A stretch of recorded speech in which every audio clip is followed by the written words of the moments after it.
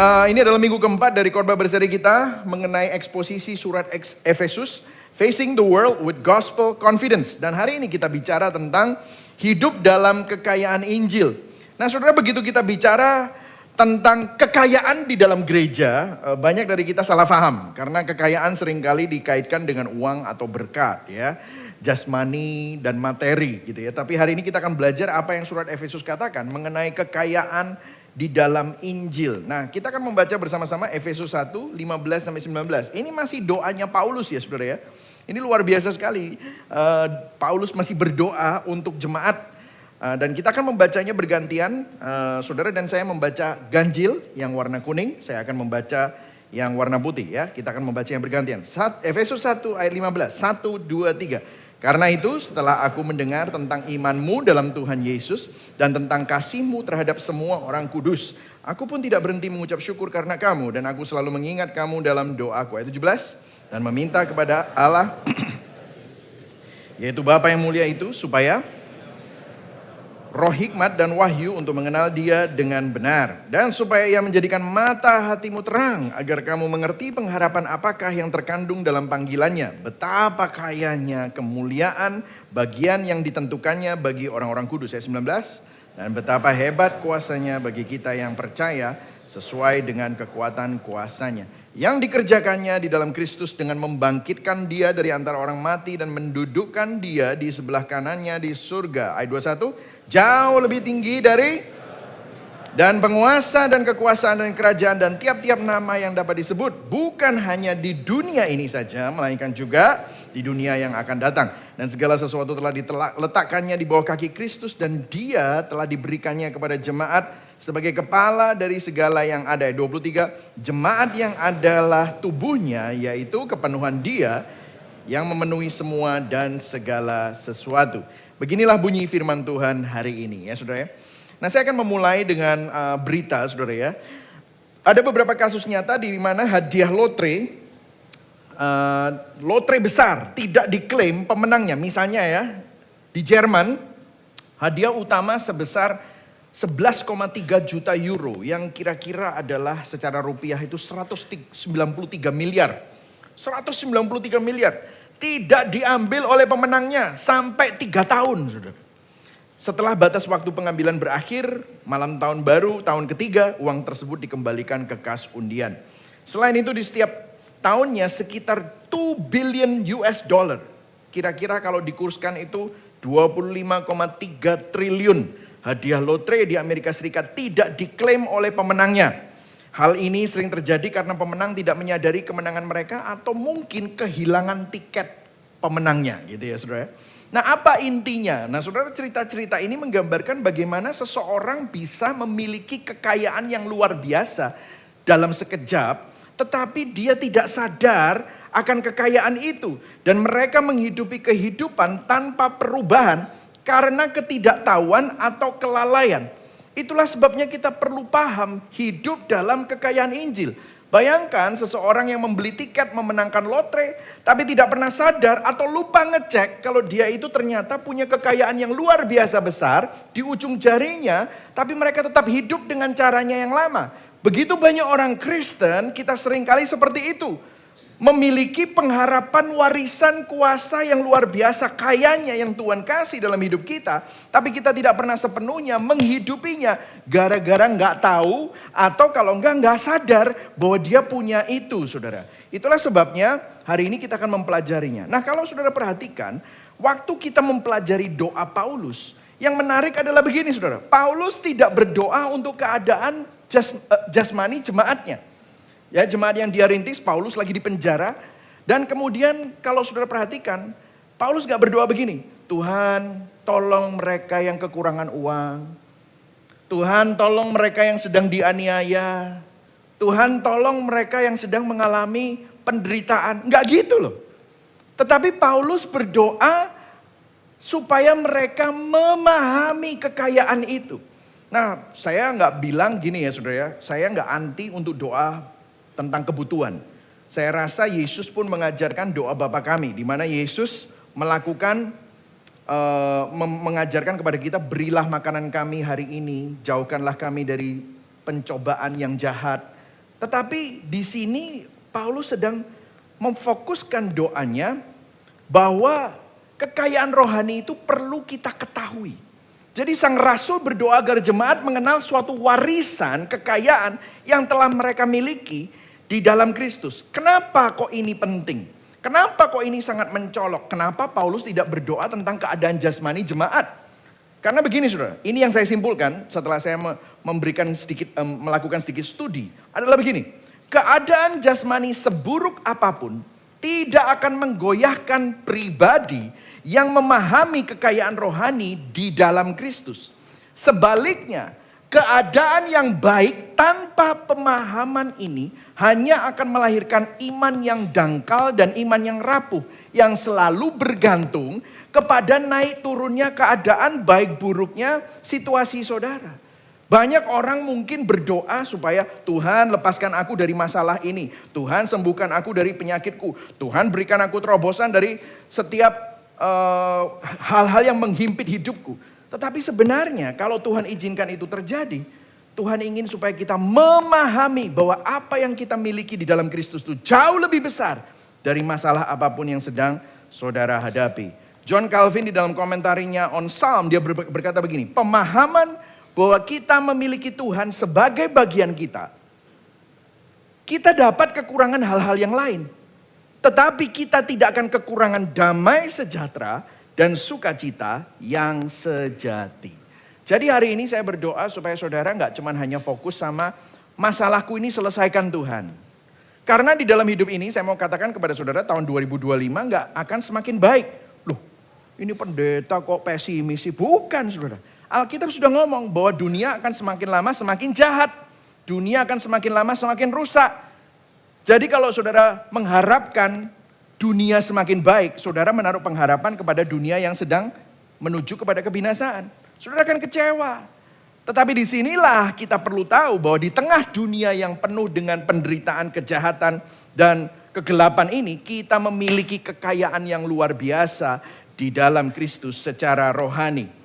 Itu yang membuat saudara punya gospel confidence. Punya suatu keyakinan dan kekuatan. Yang setuju katakan amin. Amin saudara. Nah poin saya ada 3 hari ini. Yaitu siapa yang memiliki kekayaan itu. Yang kedua apa kekayaannya. Dan yang ketiga bagaimana menghidupi kekayaan itu. Ya saudara ya. Jadi yang pertama siapa yang memiliki kekayaan itu. Yang siap belajar katakan yes. Oke. Nah kalau kita perhatikan. Rasul Paulus berkata begini. Karena gini Rasul Paulus gak pernah ketemu sama jemaat di Efesus. Dia merintis, kemudian pada saat dia menulis dia ada di penjara. Jadi dia gak pernah ketemu. Terus dia yakin kalau jemaat Efesus itu punya kekayaan ini. Lah yakinnya dari mana? Nah kata-katanya begini. Karena itu setelah aku mendengar. Aku pun tidak berhenti mengucap syukur karena kamu. Dan aku selalu mengingat kamu dalam doaku.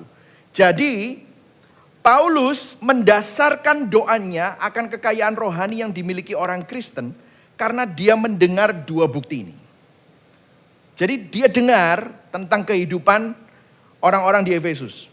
Buktinya apa? Ada 2. Nah kita akan bahas siapa sih yang memiliki kekayaan ini. Kalau saudara punya 2 ini artinya saudara punya kekayaan itu. Oke? Yang pertama ya saudara, Efesus 1 ayat 15a. Baca sama-sama. 1, 2, 3. Karena itu setelah aku mendengar tentang apa? Imanmu dalam Tuhan Yesus. Jadi yang pertama adalah iman di dalam Tuhan Yesus. Saudara firman berkata bahwa kita diselamatkan karena kasih karunia oleh iman.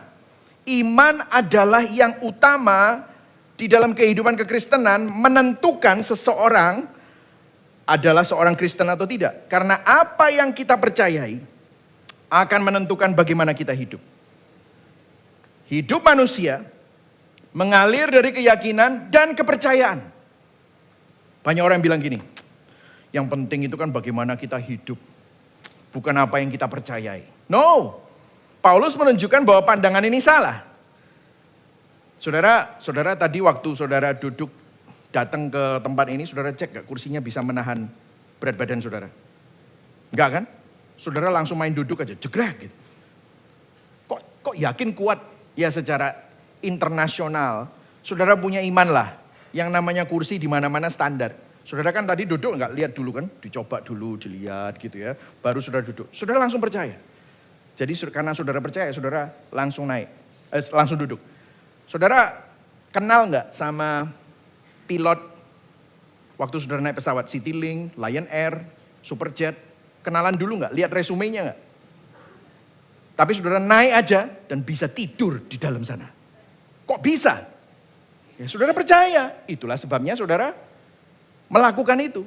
Jadi hidup manusia sebenarnya mengalir dari keyakinan dan kepercayaan. Keyakinan kita yang sebenarnya akan menentukan cara kita hidup. Begitu juga apa yang kamu yakini. Kamu percaya sama uang atau percaya sama Tuhan? Kamu percaya sama dirimu sendiri atau percaya sama Kristus? Keyakinan kita itu selalu menentukan perilaku kita, cara pikir kita, dan keputusan kita. Nah, apa yang kita percayai itu penting sebagai seorang Kristen. Nah, saya akan kembali ke situ nanti. Tetapi sebelumnya saya ngomong-ngomong gini. Saudara punya iman pada diri sendiri atau iman kepada Yesus? Pasti jawabannya kalau di gereja ya iman pada Yesus gitu ya. Tapi begini saudara, banyak orang berpikir dia Kristen dan menaruh iman pada Yesus. Berpikir begini, oh cara aku ketemu sama Tuhan adalah datang ke gereja. Aku mau jadi seperti Kristus. Aku baca Alkitab. Aku hidup dengan cara Kristen. Terus Anda berpikir, Anda memiliki iman pada Kristus. Saya kasih tahu kepada saudara ya, salah. Hah? Apa yang membuat Anda menaruh iman pada Kristus, itu bukan itu. Loh kok bisa? Loh aku kan ke gereja, menaruh iman pada Kristus. Kalau saudara berpikir, saudara itu ke gereja percaya doktrin yang benar, hafal pengakuan iman rasuli, saudara hafal doa Bapa kami. Di sini yang hafal doa Bapa kami dan pengakuan iman rasuli aja mungkin segelintir gitu ya saudara ya. Tapi kalau saudara berpikir itu yang membuat saudara selamat, saudara menaruh iman pada diri sendiri. Loh kok bisa pastor? Iya. Karena begini saudara. Saudara tadi angkat tangan, great is thy faithfulness. Dan saudara pikir gara-gara saudara melakukan itu, saudara menaruh iman pada Kristus. Salah. Loh kok bisa? Karena begini saudara. Orang yang menaruh iman pada Kristus adalah orang yang sadar bahwa dia tidak bisa menyelamatkan dirinya sendiri. Orang yang menaruh iman pada Kristus adalah orang yang sadar bahwa dia akan binasa. Dia tidak mampu untuk datang kepada Tuhan. Sebaik-baiknya, sesaleh-salehnya seseorang manusia, dia adalah orang yang berdosa. Oh tapi kan aku orang baik, aku gak memperkosa. Hatimu penuh dengan kejahatan. Itulah yang membuat kita terpisah dari Tuhan. Itulah sebabnya karena begitu besar kasih Allah akan dunia ini. Sehingga dia mengaruniakan anaknya yang tunggal. Supaya barang siapa yang percaya kepadanya tidak binasa, melainkan beroleh hidup yang kekal. Saudara harus tahu bahwa Tuhan yang menghampiri saudara. Tuhan yang cari saudara. Tanpa Kristus kita gak bisa selamat dan datang kepada Tuhan. Saudara diselamatkan karena kasih karunia oleh iman. Waktu saudara percaya kepada Kristus, itu yang mendorong saudara untuk ibadah. Itu yang mendorong saudara untuk baca firman. Itu yang mendorong saudara untuk angkat tangan waktu berkata, great is thy faithfulness. Jadi itu iman kepada Kristus. Kalau iman pada diri sendiri, saudara pikir ibadahmu yang menyelamatkanmu. Angkat tanganmu yang menyelamatkanmu. Persembahanmu yang menyelamatkanmu. Itu iman pada diri sendiri. Rasul Paulus berkata, kamu harus sadar. Imanmu bukan pada dirimu sendiri. Tetapi kepada Yesus Kristus Tuhan. Yang setuju katakan amin. Masalahnya sekarang saudara, imannya ke siapa? Ada banyak orang Kristen melakukan hal-hal yang Kristen. Tetapi sebenarnya imannya pada dirinya sendiri. Jadi kalau saudara percaya bahwa saudara tidak bisa selamat hanya karena karya Kristus di kayu salib dan hanya karena kasih karunia-Nya. Dan itu yang mendorong saudara untuk berdoa. Itu yang mendorong saudara untuk beribadah. Saudara menaruh iman pada Yesus Kristus. Apalagi bukti yang kedua? Bukti yang kedua adalah ini. Karena itu setelah aku mendengar tentang imanmu dalam Yesus Kristus. Dan baca sama-sama 1, 2, 3 yang digaris bawahi. Tentang kasihmu terhadap semua orang kudus. Oh ternyata iman saja, itu percaya saja, itu ternyata kosong. Karena iman itu pasti Ada buktinya. Buktinya apa? Kasih kepada sesama orang percaya. Kasih tanpa memandang latar belakang adalah bukti dari iman sejati. Kasih yang seperti ini menunjukkan perubahan hati oleh Injil. Menghancurkan keinginan untuk merasa lebih unggul dari kelompok lain. Nah, kalau saya bisa tunjukkan kepada saudara, kekristenan yang sejati itu yang ini atau yang ini, saudara. Banyak orang bilang, iya dong, iman plus perbuatan dong. Harus kasih makanya, nggak bisa kayak gitu. Atau iman yang menghasilkan kasih atau perbuatan. Ya tentu saja kalau tadi saudara mendengar penjelasan saya, karena saudara menaruh iman di dalam Kristus, maka sebenarnya bukan yang putih ya, tetapi yang kuning. Iman yang menghasilkan kasih dan perbuatan. Tapi kan saudara begini kan, ada orang yang bilang gini, orang Kristen kok kayak gitu. Aku aja yang bukan Kristen gak kayak gitu. Aku aja orang yang pendeta kok kayak gitu. Aku aja yang orang biasa aja gak kayak gitu. Apakah perbuatan kita semua sudah sempurna? Tentu saja tidak, semuanya masih ada dalam progres. Karena begini saudara, saya mau nanya sama saudara. Petrus, murid Kristus. Thomas, murid Kristus. Kok Thomas masih bisa ragu? Kok Petrus masih bisa menyangkal? Kalau kita lihat Daud, orang yang dipilih Tuhan, katanya orang yang paling menyenangkan hati Tuhan. David is a man after God's own heart. Wah, favoritnya Tuhan katanya. Tapi dia berzina kok seperti itu. Orang a man after God's own heart kok masih bisa melakukan itu. Kenapa saudara? Karena begini saudara, semua kita pernah gagal. Gagal dalam perbuatan. Lah terus apa yang menjadi perbedaan?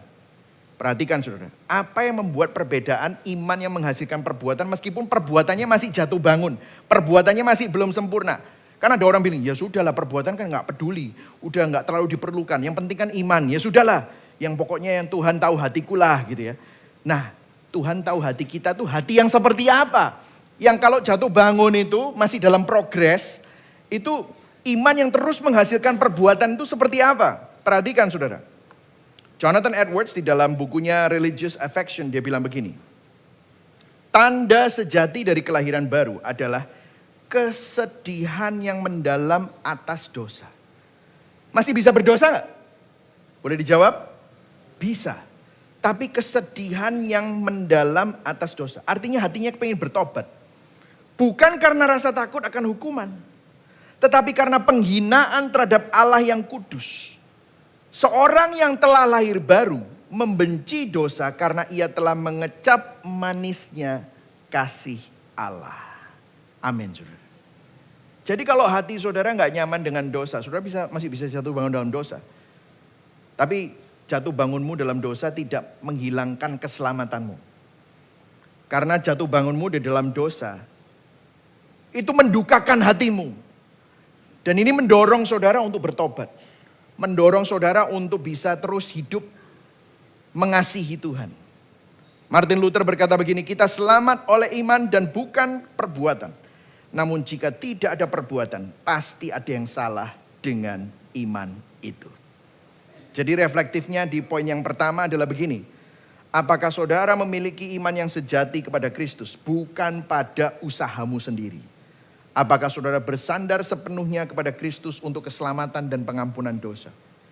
Kalau orang melihat hidup saudara, apakah mereka bisa lihat bukti dari iman dan kasih itu? Apakah saudara hanya mengasihi orang-orang yang mirip sama saya? Yang sosial sama, ras sama, pendidikan sama. Atau saudara juga belajar mengasihi mereka yang berbeda secara budaya, sosial, dan ekonomi. Kenapa? Kalau segala sesuatu karena kasih karunia, kamu mau sombong apa? Apa yang bisa kita sombongkan? There's nothing that we can boast about. Amin saudara. Jadi itu adalah yang pertama. Kita masuk dalam poin yang kedua. Apa kekayaan itu? Jadi iman dan perbuatan, iman yang menghasilkan perbuatan. Bukan iman dan perbuatan, tapi iman yang menghasilkan perbuatan. Imannya kepada siapa? Bukan pada diri sendiri, tapi kepada Kristus. Itu adalah tanda orang yang punya kekayaan ini. Nah sekarang kita akan bahas apa kekayaannya ya saudara ya. Efesus 1 ayat 18a. Kita baca sama-sama ya. 1, 2, 3. Dan supaya ia menjadikan mata hatimu terang, agar kamu mengerti apa?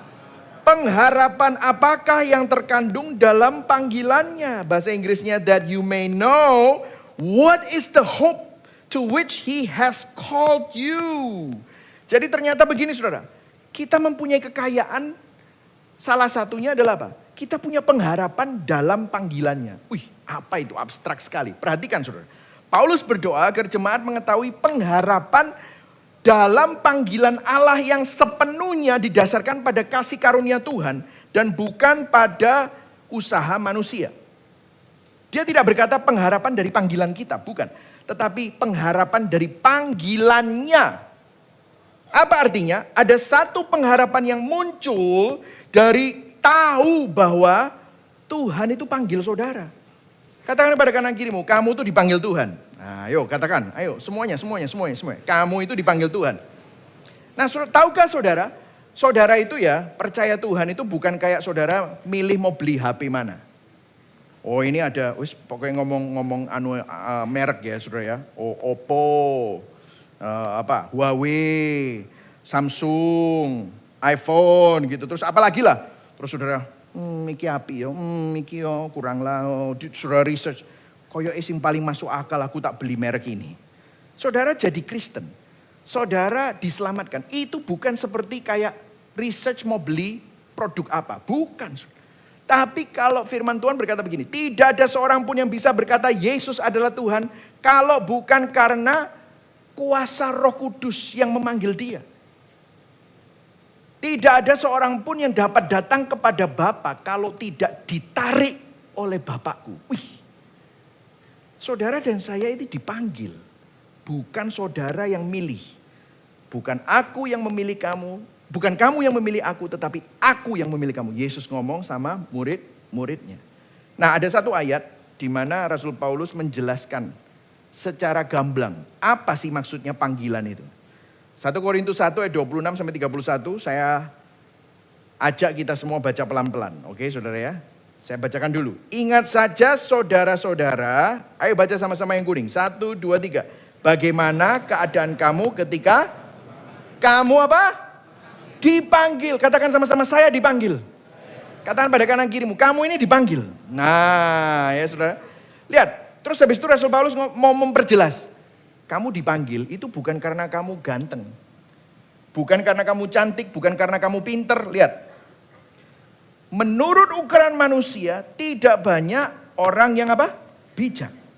Tidak banyak orang yang berpengaruh. Tidak banyak orang yang terpandang. Dengan kata lain, ini halus ya ngomongnya. Tapi Rasul Paulus mau ngomong gini. Kamu itu bukan orang pinter. Kamu itu biasa-biasa. Kamu bukan orang berpengaruh. Kamu bukan orang terpandang. Tapi lihat ayat 27. Tetapi apa yang bodoh bagi dunia dipilih Allah untuk memalukan orang-orang beriman. Apa yang lemah bagi dunia dipilih Allah untuk memalukan orang apa yang kuat. Apa yang gak terpandang. Yang terpandang itu kan yang sosialita, jet set, kaya, berpengaruh. Tapi apa yang tidak terpandang dan yang hina bagi dunia dipilih Allah. Bahkan apa yang tidak berarti dipilih Allah untuk meniadakan apa yang berarti. Ayat 29, ayo baca sama-sama. Supaya jangan ada seorang manusia pun yang memegahkan diri di hadapan Allah. Gak boleh sombong. Karena semuanya karena kasih karunia. Kamu dipanggil. Tetapi oleh Dia, oleh Bapa di surga, kamu berada di dalam Kristus yang oleh Allah telah menjadi hikmat bagi kita. Ia membenarkan meskipun kamu gak benar, Dia benarkan kamu. Ia menguduskan meskipun kamu gak kudus, Dia kuduskan kamu. Dia menebus kita meskipun kamu gak layak ditebus. Karena itu seperti ada tertulis. Ayo baca sama-sama. 1, 2, 3. Barang siapa yang bermegah, hendaklah ia bermegah. Berikan tepuk tangan buat Tuhan bahwa Tuhan memilih saudara. Aku dipanggil, saya gak layak dipanggil. Jadi saudara kita harus sadar, kalau saudara itu dipanggil, Itu bukan karena saudara ini hebat, bukan karena saudara layak, no. Makanya dikatakan pengharapan dalam panggilan itu. Karena apa? Kata pengharapan itu berarti apa? Ada keyakinan, ada jaminan, ada keteguhan, ada keberanian. Saya terjemahkan bebas, ada confidence, ada gospel confidence. Nah, confidence yang model ini tidak membuat kita sombong. Karena confidence yang model ini menunjukkan bahwa kalau Tuhan pilih kamu, Tuhan manggil kamu bukan karena kamu baik, bukan karena kamu bijaksana, bukan karena kamu punya kualifikasi, namun hanya karena Allah memutuskan untuk mengasihi kamu menurut kerelaan kasih karunia-Nya untuk kemuliaannya. Jadi saudara, mengetahui bahwa Allah memanggil kita bukan karena kita layak, tetapi karena kasih karunia-Nya memberikan apa? Confidence. Ada suatu keyakinan, keberanian, dan kerendahan hati. Artinya gini loh saudara, artinya gini. Saudara gak bisa ngomong gini. Kalau ketemu sama orang yang susah bertobat, orang yang pokoknya, wah ini gak mungkin lah. Kalau dia bertobat ini keajaiban gitu saudara. Saudara gak bisa ngomong gini, angel gitu, gak bisa. Maaf nih ya yang Jakarta gitu ya, berat dia gak mungkin berubah gitu. Saudara waktu saya ketemu sama teman-teman SMA saya, mereka semua kaget. Hah, Michael jadi pendeta. Dia itu dulu pendeta cabul. Ini sekarang jadi pendeta Injil gitu saudara. Coba saudara lihat. Kalau saudara lihat Paulus itu loh. Orang yang nangkepin orang Kristen. Paulus itu orang yang memenjarakan orang Kristen, membunuh orang Kristen. Kalau ada kategori orang yang susah bertobat, angel. Nah itulah Paulus. Jadi kalau saudara lihat orang dan bilang, membutuhkan sebuah keajaiban untuk orang itu bertobat. Coba lihat kaca. Itu keajaiban kalau saudara juga bertobat. Jadi bersyukurlah. Saudara dipilih, saudara dipanggil. Bukan karena kamu cantik, pinter, ganteng. Tetapi semata-mata karena kasih karunia Tuhan. Yang setuju katakan amin. Sekali lagi kita berikan tepuk tangan buat Tuhan. Dia baik buat saudara, amin. Nah selanjutnya saudara, kekayaan apa lagi? Yang di garis bawah itu. 1, 2, 3, baca sama-sama. Betapa kayanya kemuliaan bagian yang ditentukannya bagi orang-orang kudus. Nah ini susah dimengerti ya. Saya sampai cari bahasa aslinya. Saya sampai cari buku-buku lain untuk menstudi ini. Apa maksudnya? The riches of his glorious inheritance in the saints. Wow. Ini kekayaannya adalah kekayaan warisannya yang mulia yaitu orang-orang kudusnya. Maksudnya gini saudara. Ini perhatikan, ini adalah berita yang sangat mencengangkan waktu saya ngerti ini. Ya ampun, kok bisa ya? Orang-orang kudus seperti saudara dan saya, meskipun saudara belum kudus secara total, tapi saudara dikuduskan oleh Kristus. Jadi Allah Bapa melihat saudara kudus karena kekudusan Kristus ada di dalam diri saudara. Makanya saudara disebut orang-orang kudus. Rasul Paulus ngomong sama orang Korintus yang hidupnya gak karu-karuan. Hai orang-orang kudus di Korintus. Hai orang-orang kudus di Efesus. Lah padahal hidupnya masih kacau. Kenapa disebut orang-orang kudus? Itu adalah gereja. Dikatakan begini, orang-orang kudus adalah warisan Allah dan kekayaan Tuhan yang mulia. Ini adalah salah satu pernyataan yang paling mencengangkan di Alkitab. Kenapa? Sang pencipta alam semesta memandang umatnya, gerejanya sebagai hartanya yang paling berharga.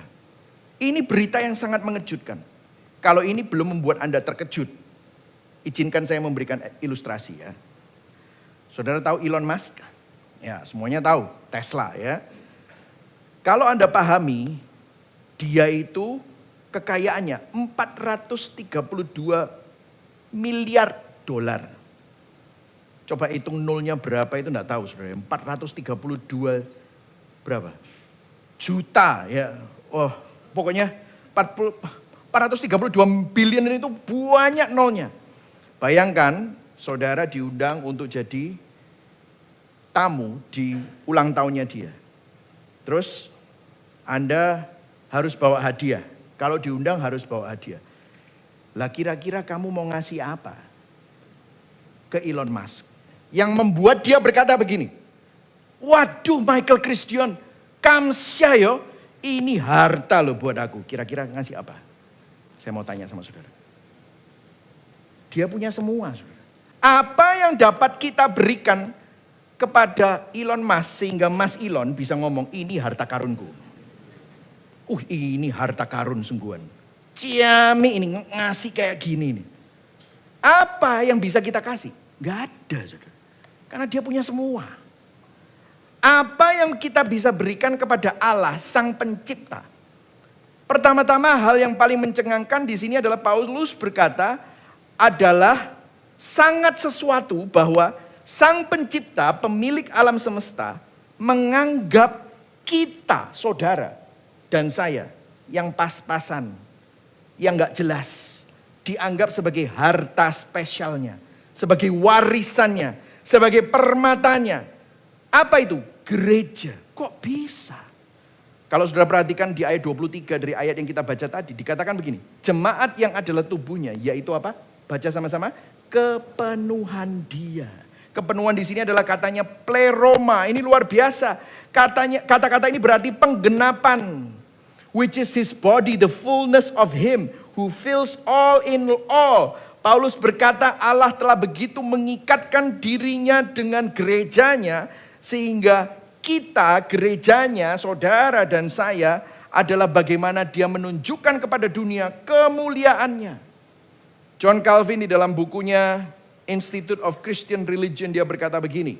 Di dalam bab 3, butir kedua. Dikatakan Tuhan tidak membutuhkan kita sebenarnya. Tapi dia memilih kita untuk jadi warisannya. Agar melalui kita kemuliaan Tuhan dinyatakan di seluruh dunia. Wow. Jadi artinya begini saudara. Kita tidak hanya menerima Tuhan sebagai warisan kita. Namun kita juga menjadi warisannya Tuhan. Artinya Tuhan mengikatkan kemuliaannya pada kita. Tuhan menyebut kita umatnya sebagai kemuliaan warisannya. Gereja adalah umatnya. Adalah cara Tuhan untuk menunjukkan kasihnya, hikmatnya, kuasanya kepada dunia. Kalau saya bisa kasih sedikit ilustrasi di sini sebagaimana permata memantulkan cahaya, demikianlah hidup kita dirancang untuk memantulkan kemuliaan Allah. Kalau saudara ngerti begini, jangan pakai hidup kita untuk hal yang sia-sia. Amin saudara. Kalau saudara sadar siapa kita, aduh Tuhan kok bisa ya. Untuk apa kita hidup dalam hal-hal yang gak berguna, hidup dalam dosa. Kalau saudara tahu ini, kenapa kita khawatir tentang apa yang orang lain katakan tentang Anda. Apa yang mertuamu katakan, apa yang menjadi status manusia, kenapa kita khawatir? Kenapa kita marah waktu kita dihina? Wong pendapat orang yang paling mulia yaitu Tuhan sendiri menganggap saudara menjadi kemuliaannya, warisannya. Wow. Kalau kita memiliki status yang melampaui semua orang penting di seluruh dunia ini. Bukan karena saudara ini layak, bukan karena saudara ini penting. Mestinya tidak butuh, tidak layak, tidak berharga. Tetapi dia yang paling berharga, bayar harga buat saudara. Supaya saudara yang sangat tidak berharga menjadi sangat-sangat berharga. Itulah warisan kita. Jadi kalau Tuhan menganggap saudara adalah warisannya, masa saudara dibuang? Gak mungkin. Masa saudara ditinggalkan sendirian? Tidak mungkin. Malah segala sesuatu yang terjadi dalam hidupmu, termasuk masalah-masalahmu, pergumulanmu, itu dipakai oleh Tuhan untuk kemuliaan Tuhan. Untuk kebaikan. Amin saudara. Berikan tepuk tangan sekali lagi buat Tuhan. Amin saudara. Dan yang ketiga, ini adalah terakhir dari kekayaan itu. Yaitu kuasanya yang hebat dan tak tertandingi. Kalau saudara baca di dalam penjabaran kuasanya ini ya, ada 3 hal. Saya akan bacakan satu-satu, yaitu ayat 19 sampai ayat 22. Dikatakan begini, betapa hebat kuasanya bagi kita yang percaya. Maksudnya apa? Ini kuasanya luar biasa hebat saudara. Kalau tadi saudara kan dipanggil. Lah dipanggilnya pakai apa? Kok bisa saudara ini kan jahat. Saudara gak peduli Tuhan. Saudara memberontak Tuhan. Saudara egois. Saudara penyembah berhala. Jangan dikatakan penyembah berhala itu patung ya. Tapi berhala itu adalah apapun yang selain Tuhan. Lah gimana saudara bisa dipanggil? Pakai kuasa. Artinya gini. Kuasa yang Tuhan gunakan untuk mengubah dan membuka hati saudara. Mengubah Anda dari mati rohani jadi kehidupan. Orang yang dulunya menolak Tuhan kok bisa terima Tuhan. Jadi kalau saudara sekarang itu bisa percaya Tuhan, itu karena ada kuasa yang buat saudara bisa mampu percaya. Ini luar biasa sekali. Firman Tuhan berkata, Lydia waktu dengar, Lydia itu seorang pedagang yang sangat kaya raya, waktu dengar Paulus, ada firman Tuhan, Tuhan membuka hati Lydia. Wih, hatinya dibuka. Ada kuasa yang membuat Lydia bisa mendengar firman dan percaya dan memperhatikan Paulus. Wow. Jadi hari ini kalau saudara bisa percaya, itu karena kuasa Tuhan menjamah hati saudara. Tidak ada kuasa yang lain yang dapat menghalangi Tuhan. Kalau Tuhan sudah jamah hati saudara, saudara tidak bisa menolak. Inilah yang dinamakan irresistible grace. Betapa hebat kuasanya bagi kita yang percaya sesuai dengan kekuatan kuasanya. Jadi kalau saudara bisa percaya, itu semata-mata karena kuasa Tuhan. Katakan pada kanan kirimu, itu karena kuasa Tuhan bro. Gitu loh saudara ya. Amin. Jadi hari ini kalau saudara ada di sini, saudara bisa percaya kuasa Tuhan bekerja dalam hidup saudara. Yang kedua saudara, lihat dikatakan gini. Yang dikerjakannya di dalam Kristus dengan membangkitkan dia, yaitu Kristus, di antara orang mati, dari antara orang mati dan mendudukkan dia di sebelah kanannya di surga. Jadi kuasa ini membangkitkan Kristus dari antara orang mati. Apa signifikansinya? Artinya gini, Paulus menggambarkan kebangkitan Kristus sebagai bukti yang luar biasa dari kuasa Tuhan.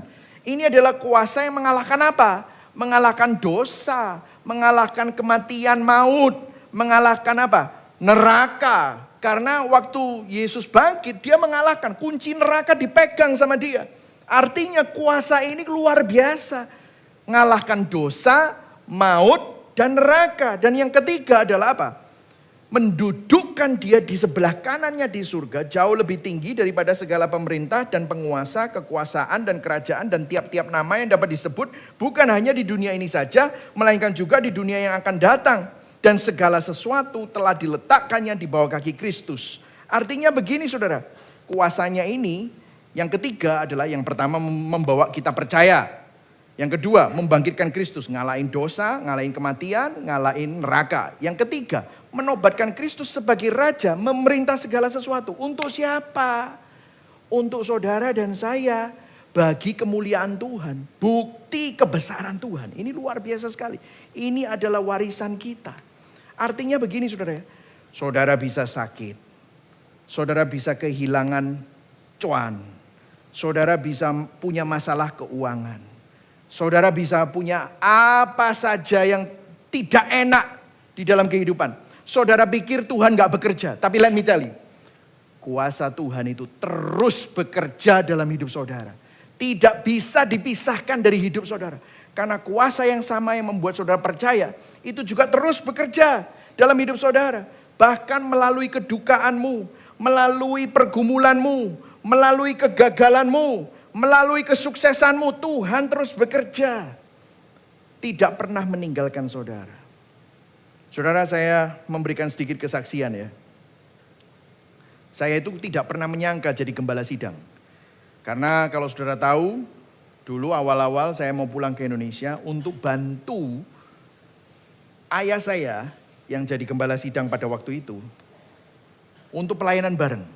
Jadi kalau saudara, saya pernah dengar, mungkin sudah pernah dengar cerita saya, persiapan 2 tahun untuk pulang ke Indonesia. Jadi pada waktu itu saya sudah jual semuanya. Di rumah itu ya sudah ditandai. Vacuum cleaner punyanya Bu Simangunsong.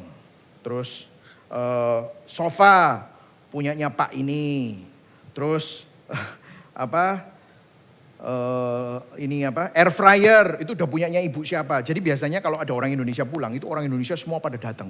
Ada barang-barang apa yang kita bisa beli gitu saudara. Karena dapat murah gitu. Lah kita semua sudah dijual.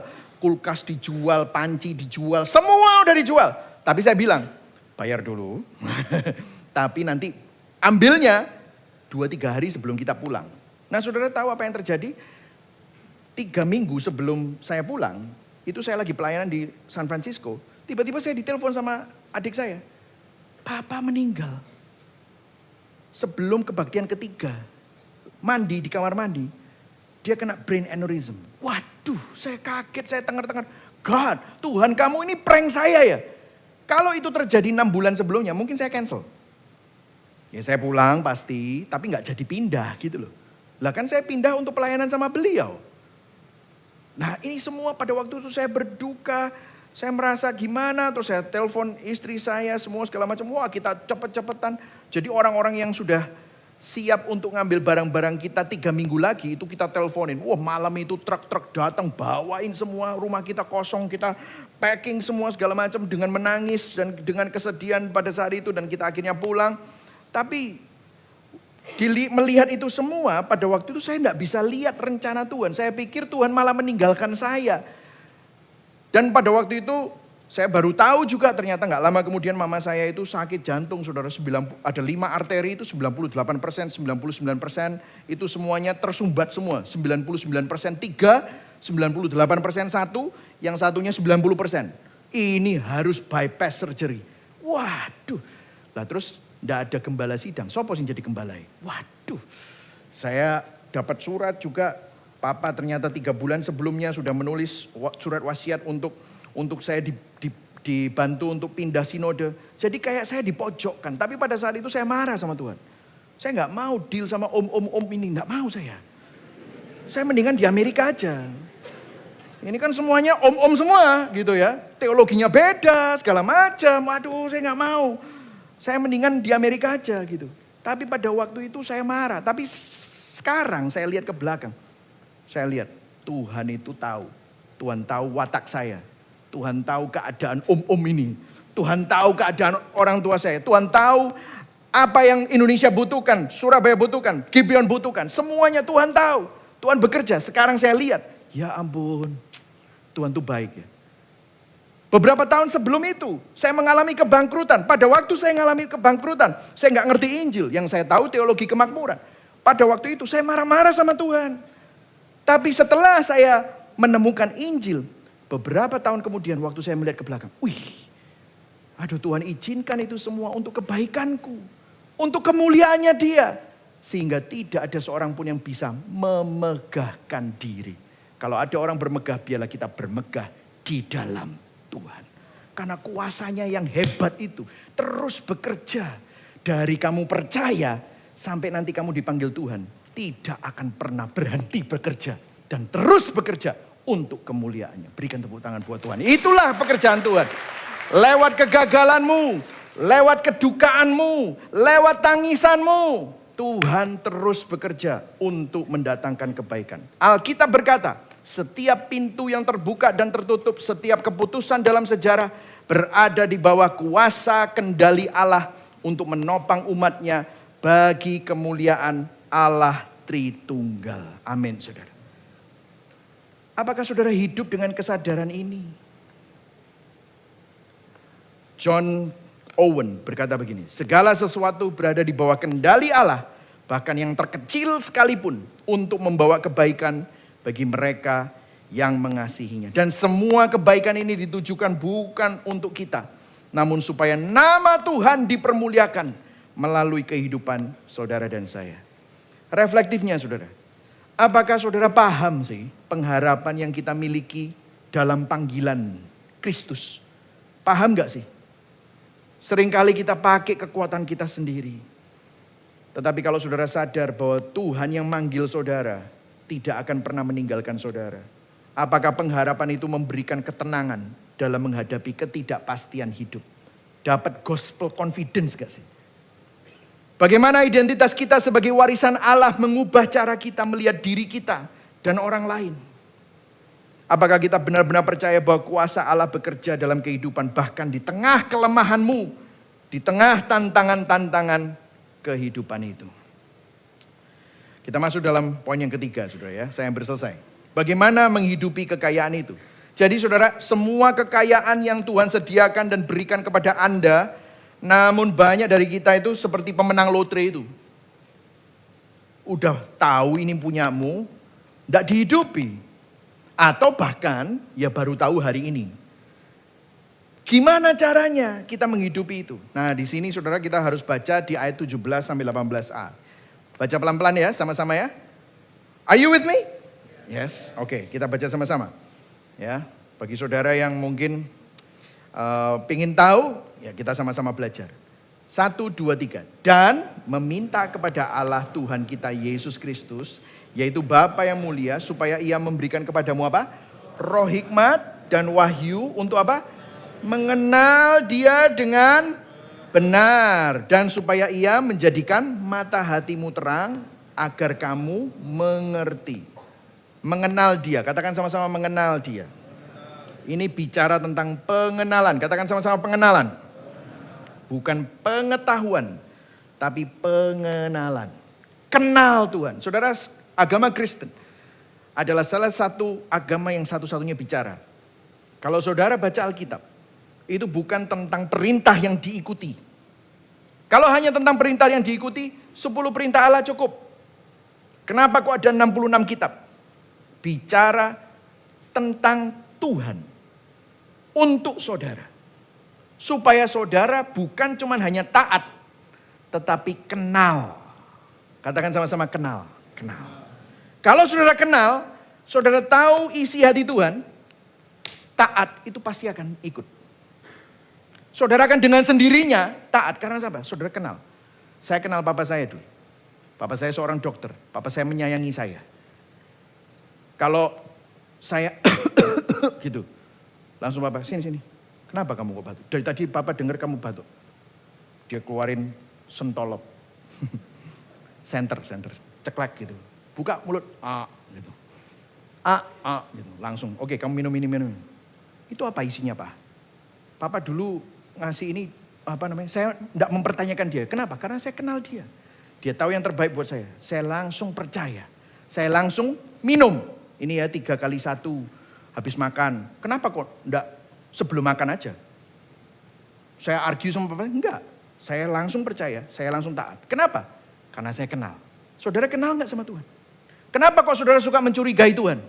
Kenapa kok saudara suka bimbang? Karena saudara enggak kenal. Karena saudara enggak tahu. Saudara punya masalah dengan masa lalu. Mungkin sama papamu, sama orang-orang otoritas. Makanya saudara lihat Tuhan persis seperti ngelihat orang-orang yang punya masalah itu. Tapi Tuhan kita nggak seperti itu. Kenapa kita suka mencurigai Tuhan? Karena kita nggak kenal. Makanya Paulus bilang, berdoalah. Doa adalah sarana untuk kita mengenal Tuhan. Minta Tuhan memberikan kita roh hikmat, menerangi hati kita agar kita paham, agar kita kenal. Dari mana kita bisa kenal? Renungkan firman Tuhan. Buka Alkitab, ambil Alkitab, baca firman. Nah waktu Anda dengar begini, Alkitab mana gitu ya saudara. Doa mana, please dengerin. Kekristenan, waktu kita baca Alkitab, itu bukan bicara tentang seperangkat peraturan yang harus diikuti agar saudara diberkati dan terhindar dari kutuk dan masalah. Bukan. Tapi kita baca, kita berdoa, kita Bible study. Makanya ini sampai ada renungan harian, download Gibeon app, renungan harian. Saudara baca, itu ada ayatnya, tinggal diklik gini langsung keluar ayatnya, seret. Bacaan. Baca bukan untuk gini. Apa ya yang aku harus lakukan supaya hari ini tenderku lancar. Bukan gitu. Kita baca supaya kita kenal hati Tuhan. Supaya kita kenal Tuhan. Bukan hanya mengetahui. Tetapi mengenal. Karena gini loh saudara. Banyak orang Kristen itu Krislam dan Bukris. Tahu Krislam dan Bukris? Bukris itu Buddha Kristen. Krislam itu Kristen Islam. Maksudnya apa? Campur-campur. Jadi dia kalau baca itu kayak ke Gunung Kawi, itu masih campur-campur. Apa yang aku harus lakukan untuk supaya dapat sesuatu dari Tuhan gitu ya. Semuanya praktikal, bukan. Rasul Paulus berkata gini, segala sesuatu ku anggap rugi, segala sesuatu ku anggap sampah. Karena apa? Pengenalan akan Kristus. Saudara kenal enggak? Makanya saudara berdoa, saudara renungkan firman Tuhan, ambil Alkitab, baca firman, tuliskan bagian mana yang mengena. Maksudnya supaya apa? Supaya saudara tanya, kalau misalnya ya baca Alkitab, jangan hanya cari prakteknya. Habis baca Alkitab, aku harus ngapain ya? Aku harus lakukan apa ya supaya keluar dari masalah? No, jangan gitu. Tapi tanya, bagaimana hati Tuhan dinyatakan melalui ayat-ayat ini? Apa rencana Tuhan melalui kejadian ini? Siapa Yesus di sini buat saya? Apa hikmah dari cerita ini tentang kesetiaan Tuhan dan kebaikan Tuhan? Bagaimana saya melihat kesetiaan Tuhan dan kebaikan Tuhan dalam hidup saya saat ini? Apa yang perlu dikalibrasi dalam hatiku? Itu loh saudara. Amin saudara. Inilah gospel confidence yang saudara dapatkan. Sehingga apa? Saudara nggak hidup sendirian juga. Jangan cuma hanya berdoa dan firman Tuhan sendirian.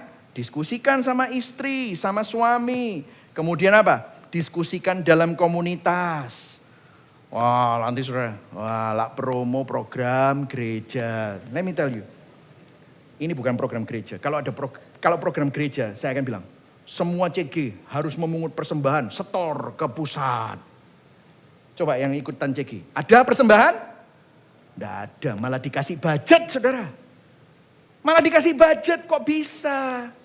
Kalau mau program gereja dan bisnis gereja, paling gampang panggil artis, panggil pembicara yang ngerti dukun santet segala macam rame. Tiap kali persembahan 2 kali. Pernah persembahan 2 kali? Enggak ada itu semua. Ini bukan bisnis saudara, aduh kadang-kadang saya ini garuk-garuk kepala. Memang banyak yang seperti itu.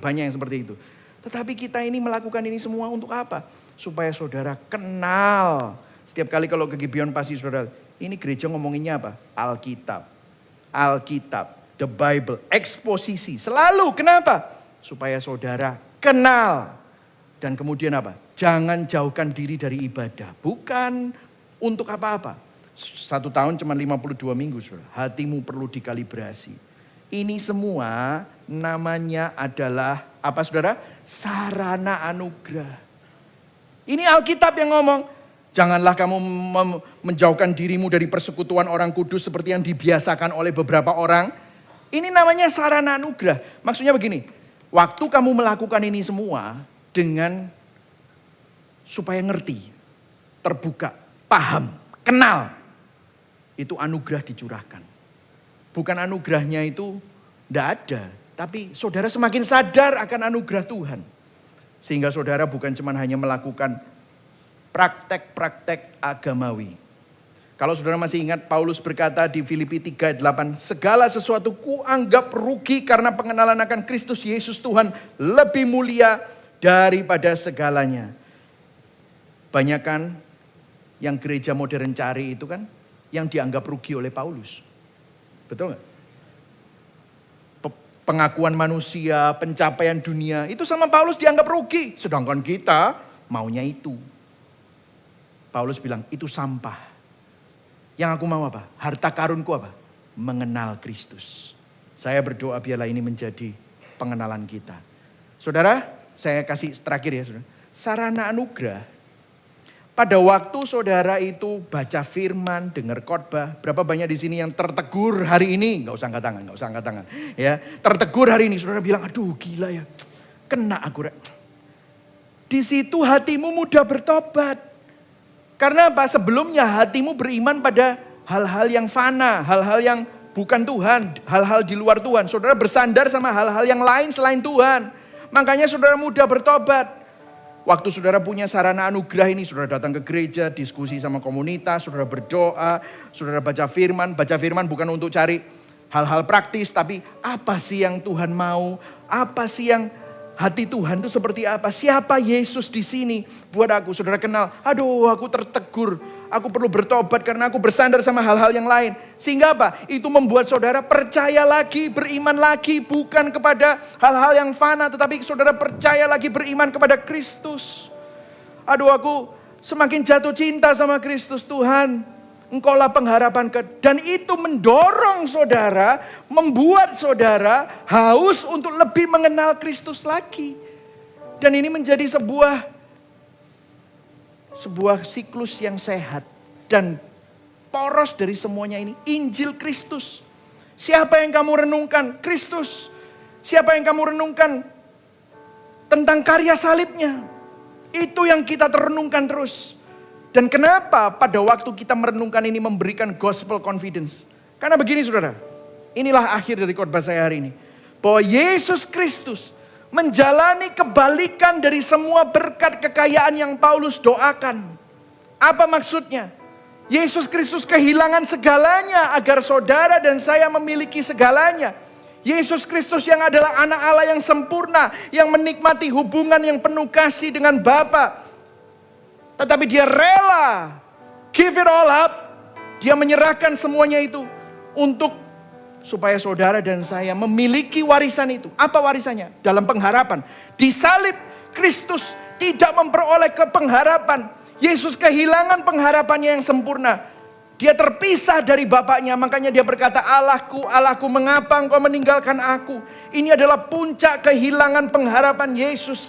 Dia menanggung dosa saudara.